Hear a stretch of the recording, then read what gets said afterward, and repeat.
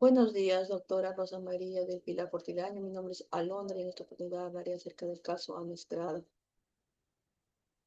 El derecho a morir con dignidad plantea uno de los desafíos más complejos del constitucionalismo contemporáneo. Este debate alcanzó su punto más álgido con el caso de Ana Estrada Ugarte, de 47 años, que, aquejada por poliomielitis severa, una enfermedad incurable, solicitó al Estado peruano el reconocimiento de su derecho de acceder a una eutanasia voluntaria.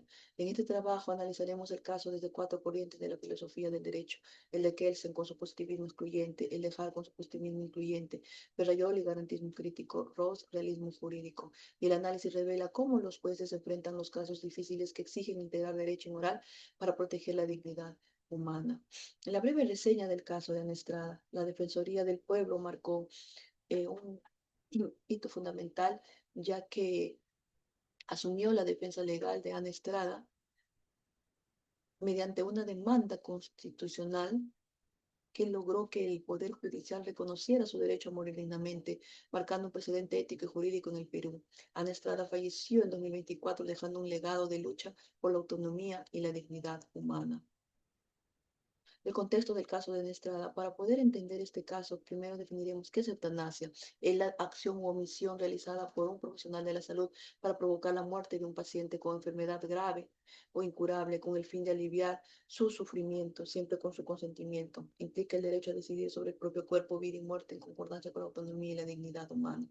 Ana Estrada, a quien la quejaba esta enfermedad incurable, solicita acceder a la eutanasia voluntaria mediante la Defensoría del Pueblo, quien presentó una demanda de amparo en contra del MINSE Salud y MINPUSH, argumentando que el artículo 112 del Código Penal estaba vulnerando sus derechos fundamentales. El Poder Judicial falló a su favor en 2021 y la Corte Suprema ratificó la sentencia 2022, permitiéndole ejercer sus derechos sin consecuencias penales para el personal médico. La sentencia judicial, el juez José Luis Ramírez Niño de Guzmán declaró fundada en parte y ordenó: en aplicación del artículo 112 del Código Penal para el caso de Ana, la elaboración de un proceso de actuación médica para garantizar el procedimiento. La Corte Suprema ratificó el fallo en 2022 y Ana Estrada ejerció su derecho en 2021 de abril de 2024. Derechos fundamentales vulnerados: la dignidad humana, la autonomía personal, salud y vida sin sufrimiento, la igualdad y no discriminación y el derecho a la vida. Y los actores involucrados: el demandante Ana Estrada, su abogada Josefina Miro Quesada y también la Defensoría del Pueblo. Demandados: MINSA y Salud y MINJUSH. Órganos judiciales: 11º Juzgado Constitucional de Lima y Corte Suprema de Justicia. El fundamento moral y jurídico del fallo: el juez aplicó el principio de proporcionalidad desde una visión ética y más humanista, reconociendo la dignidad subjetiva y la autonomía personal como bienes superiores frente al mantenimiento de una vida biológica sin sentido. En el ámbito comparado, la eutanasia activa es legal en 7 países y en el caso de América, solo Colombia desde el 2015 la permite plenamente. Se destaca también el caso de Marta Sepúlveda, quien pidió morir para terminar con su sufrimiento. Ahora pasemos al positivismo excluyente de Kelsen, como mediante él analizaremos el caso de Ana Estrada. El positivismo excluyente de Hans Kelsen concibe el derecho como un sistema de normas válidas independiente de juicios morales o éticos. Menciona que el principio fundamental de su método es eliminar de la ciencia del derecho todos los elementos que le son extraños, buscándose de esta manera la pureza metodológica sustentada en su pirámide normativa. Desde esta perspectiva, el artículo 112 del Código Penal es jurídicamente válido por haber sido creado conforme al procedimiento constitucional, pero aplicado al caso Ana Estrada, que se desaprobaría la sentencia judicial, ya que la inaplicación de la norma basada en la dignidad subjetiva introduce elementos extrajurídicos, o sea, que son ajenos y desvirtúan la pureza metodológica que él planteaba. El positivismo incluyente de Hart sostiene que el derecho está compuesto por reglas primarias y secundarias. Las reglas primarias establecen los deberes de los ciudadanos, lo que deben hacer o no hacer, y las reglas secundarias están dirigidas a los funcionarios.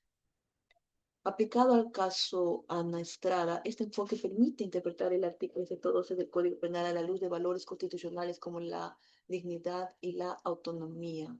En otras palabras, él mencionaba que se podía incorporar principios morales y estos eran reconocidos por el sistema jurídico.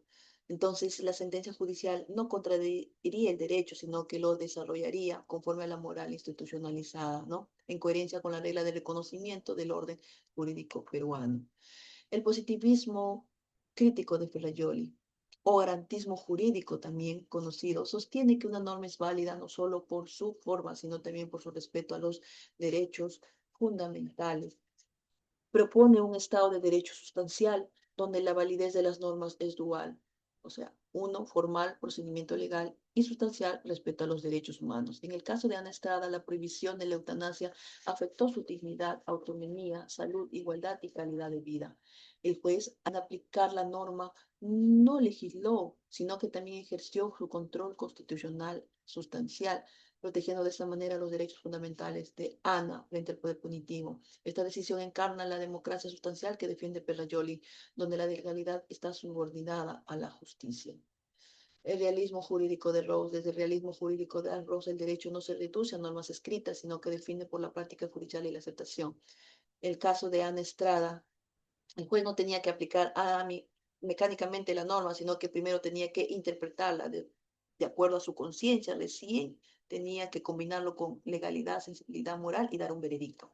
La decisión de permitirle morir dignamente refleja una justicia contextual basada en valores como la dignidad, la libertad y la compasión y responde a una comprensión empírica y socialmente legítima del derecho. Conclusiones.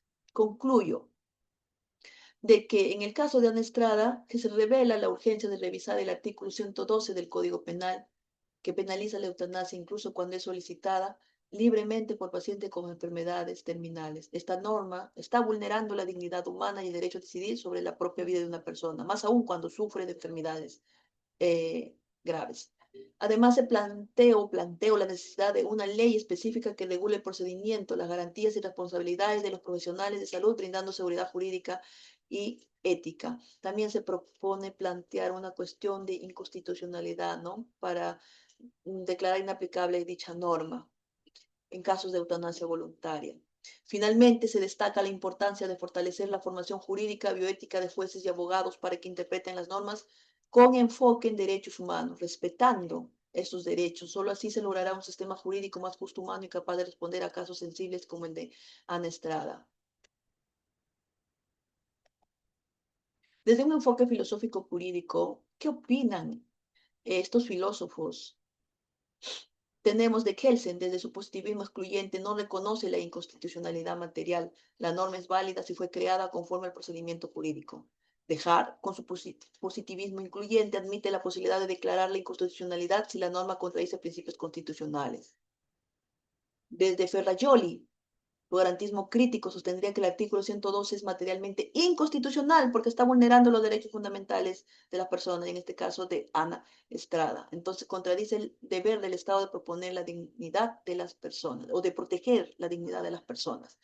Y Al Rose, desde el realismo jurídico, entendería que el derecho se concreta en la práctica judicial. En consecuencia, la sentencia de Estrada representa un avance del derecho viviente donde los jueces adaptan el sistema jurídico a las exigencias éticas y sociales contemporáneas.